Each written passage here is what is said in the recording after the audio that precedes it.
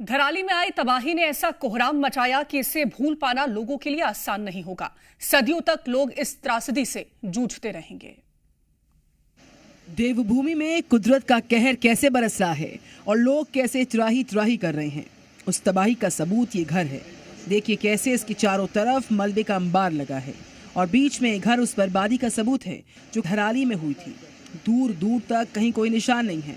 जो इसके अंदर रहे होंगे वो कहाँ गए, अब तक कुछ पता नहीं चल पाया।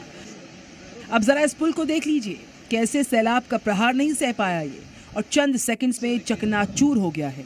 ये धराली जाने का मुख्य मार्ग था, लेकिन ये नेस्तनाबूद हो चुका है और अब सिर्फ बचा है तो उसका ढांचा ही। तो वहीं धराली के चारों तरफ अब सिर्फ मलबा बाकी है।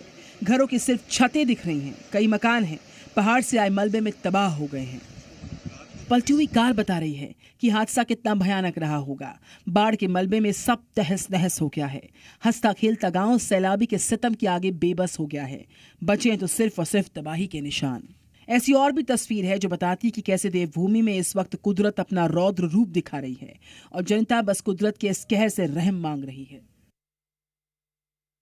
धराली में रेस्क्यू ऑपरेशन तेजी से जारी है। सेना और एनडीआरएफ की टीमें बिना थके बिना रुके रेस्क्यू कर रही हैं और अब तक 250 से ज्यादा लोगों को रेस्क्यू किया जा चुका है।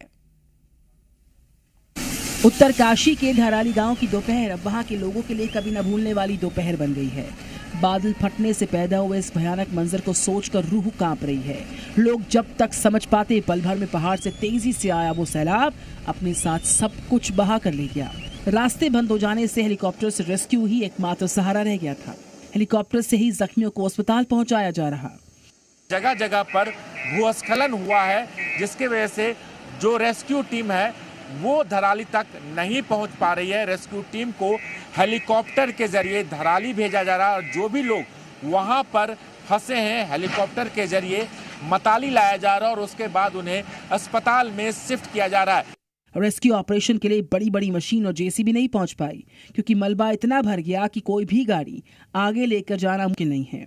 यही वजह है कि जवान अपने हाथों से पत्थर को उठाकर मलबे को हटाकर लोगों को तलाश रहे हैं। रेस्क्यू ऑपरेशन के दौरान 274 लोगों को गंगोत्री और अन्य क्षेत्रों से हर्षील लाया गया और ये सभी लोग सुरक्षित हैं। सुरक्षित निकाले गए लोगों में गुजरात के 131, महाराष्ट्र के 123, मध्य प्रदेश के 21, यूपी के 12, राजस्थान के 6, दिल्ली के 7, असम के 5, कर्नाटक के 5 और तेलंगाना के 3 और पंजाब के 1 लोग मौजूद हैं।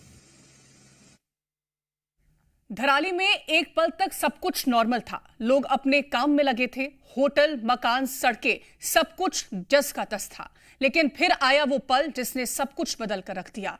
अचानक आसमान से कयामत टूटी, बादल फटा और मलबे की नदी पूरे गांव को बहा ले गई। तस्वीरें उसी धराली गांव की हैं, जिसका वजूद अब कहीं ना कहीं खत्म हो चुका है। किसी ने भी सोचा नहीं था कि यहाँ ऐसी तबाही आएगी कि एक हंसता खेलता गांव उजड़ जाएगा। वीडियो में आप देख सकते हैं कि कैसे यहाँ कुदरत ने जमकर तांडव काटा।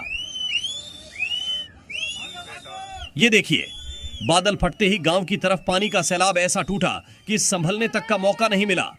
अचानक मलबा नदी के रूप में नीचे गिरा। तबाही की रफ्तार इतनी तेज थी कि बिल्डिंग्स ध्वस्त हो गईं। लोग भागते रहे, लेकिन उनकी ये कोशिश नाकाम रही। देखिए इस कार सवार को जो मलबे की चपेट में आ गया।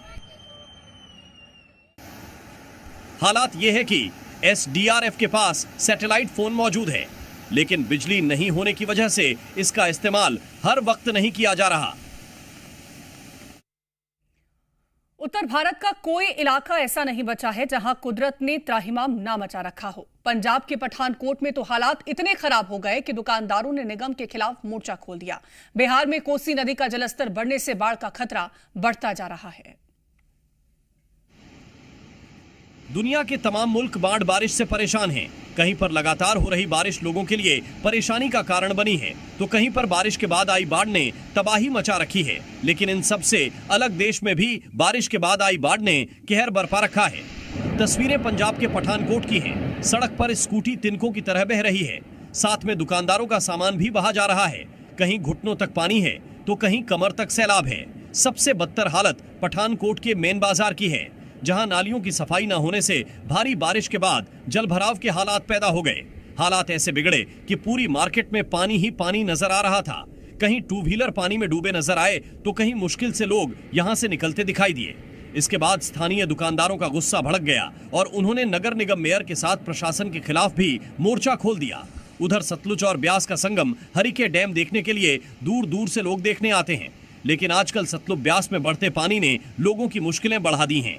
करीब 40,000 क्यूसेक पानी बढ़ने से न सिर्फ आसपास के खेत खलिहान डूब गए हैं, बल्कि डैम का लेवल भी 690 फीट तक पहुंच गया है। पानी ज्यादा होने तक की वजह से धीरे धीरे हरिके डैम से पानी छोड़ा जा रहा है, जो आसपास के खेतों और आबादी तक पहुंचने लगा है। मजबूरन स्थानीय लोगों को कमर तक पानी से होकर निकलना पड़ रहा है। भागलपुर में कोसी नदी के किनारे बसे इलाके डर के साए में जी रहे हैं। वजह कोसी नदी का बढ़ रहा जलस्तर है। कई इलाकों में तो घरों में पानी तक घुस चुका है, जिसकी वजह से लोग झोपड़ी में रहने को मजबूर हो रहे हैं। लेकिन वहां भी अब हालात बद से बदतर हो रहे हैं। तस्वीरों को देखकर अंदाजा लगाया जा सकता है कि बारिश किस कदर लोगों की मुश्किलें बढ़ा रही हैं।